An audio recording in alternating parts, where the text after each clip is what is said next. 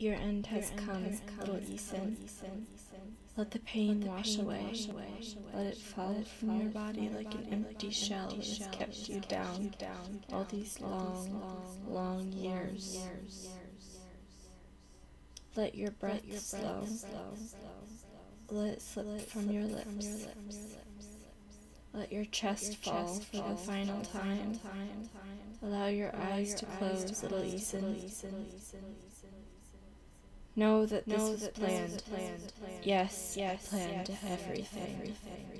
I planned for you to lose your parents, meet the other three, get trapped in the war, and come to Ratio.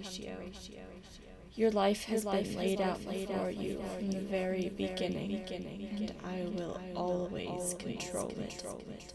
The world is a chessboard, and you are my king piece. All the little pawns have been put into place, and now it's time for the sacrificial move. Check. I like you, Ethan. I really do. You've been a good boy for me. I'd like to tell you a story. There was once a girl. She lived with her parents and her two older brothers. Their family owned a nice little farm in the middle of wide open plains and rolling hills. It was a beautiful place. The girl's brothers took her to the lake almost every day. She loved water. She loved playing in it and swimming. Their parents would sit on the dock together and whisper sweet nothings to each other as the girl rode on one of her brother's shoulders through the water. They weren't wealthy, but they weren't poor. They were all well fed and taken care of. They had few nice things. However, none of them minded. As long as they were together, they were happy. Their luck took a turn for the worst. A large storm swept away most of their crops, and it was too late in the season to plant more.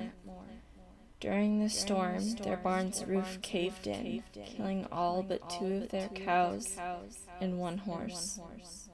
However, they were still all together, and that was all that mattered. Their happiness didn't last long. The stress of their waning funds caused the father to grow ill. He died a year later, causing the mother such grief that she abandoned her children and took her own life. The siblings moved to another farm, working there for money. The brothers tended to the land while the girl helped get eggs from the chicken coop or milk the cows. The owner of the farm worked the 2 brothers to the bone and didn't pay them nearly enough for what they deserved. Despite their misfortune, the siblings made time on the weekends to go back to the old lake and play around as they used to. One day, as the 3 were napping, the girl heard whispers. She looked around for the source and realized it came from nearby. Letting her brothers nap, she began to walk towards the sounds, which grew louder with every step. She approached over a hill and was shocked to find a boy lying across the ground, seemingly unconscious. His pale lips moved, mumbling out loud. His skin was nearly white, and he had the strangest clothes on. However, she didn't notice any of it until later. The first thing that caught her attention was his hair. It was moving. It floated in the air, a deep jet black color. The interesting thing was that there were no strands of it. In fact, it looked like ink moving through water. Instead of being frightened, the girl was curious. She tried to wake the boy, and upon doing so was met with completely black eyes. Instead of finding him frightening, she cared for him. He was sick and weak.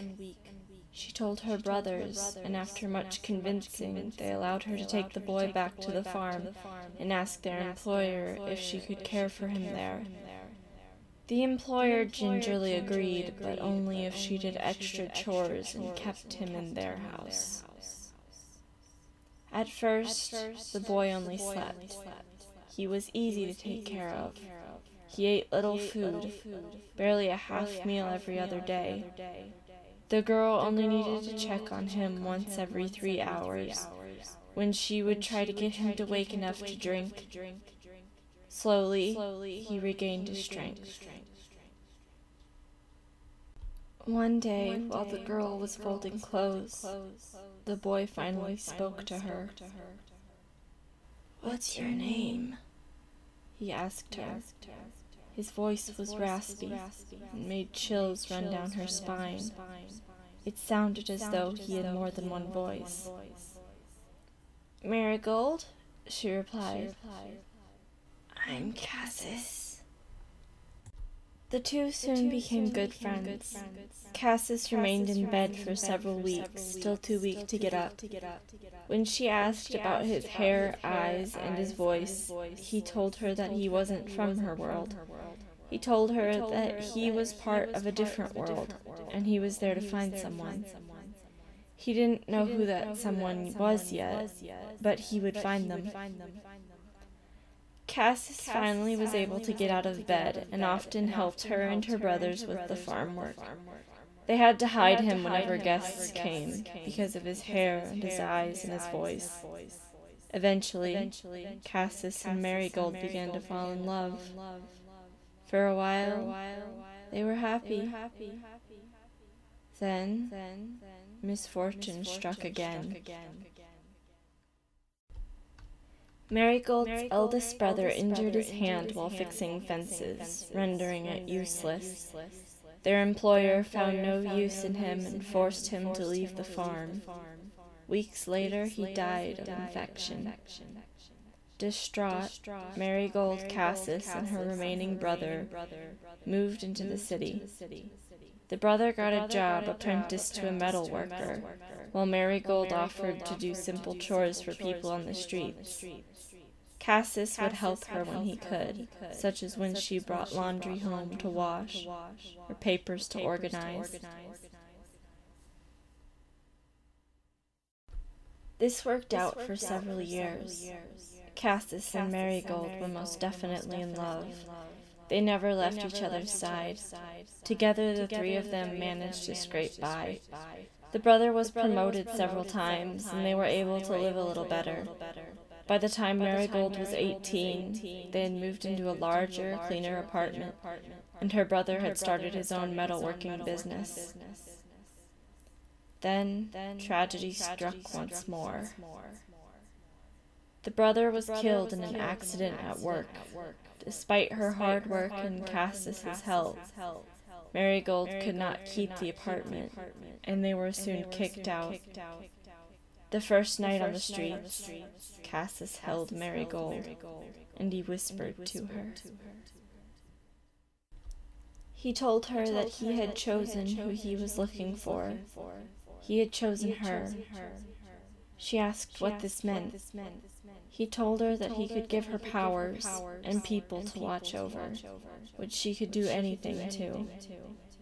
At first she declined, but he told her that her world would soon be gone forever. Tempted by power and urged by grief and fear, Marigold agreed. Cassis put his arms around her, and suddenly they were in a white space.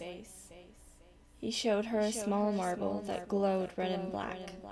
He told her to swallow it. She did. She was overcome with pain and agony, and her innocent heart began to twist to fit her history. Through the white, she could see her own home, her world, the world that had picked off her family one by one, repeatedly made her feel joy and then ripped it away. Fury and anger raged in her. Cassis directed her hands and told her how to do as she wished. She destroyed her old world. "You're doing well," Cassis told her. Malvolia. Now that I've told you my story, little Ethan, I do believe it's time we continue with yours. Oh, you're confused about Cassis?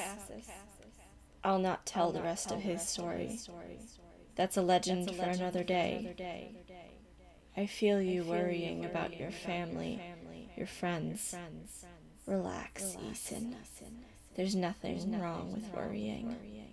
However, I don't suggest you worry too much. It'll be over in 24 hours. Yes, that's right. 24 hours is all you'll need. Just wait, little Ethan. You'll be returned soon enough. Athleo, you are Kujikai. Do not fear death, for it is not in your nature.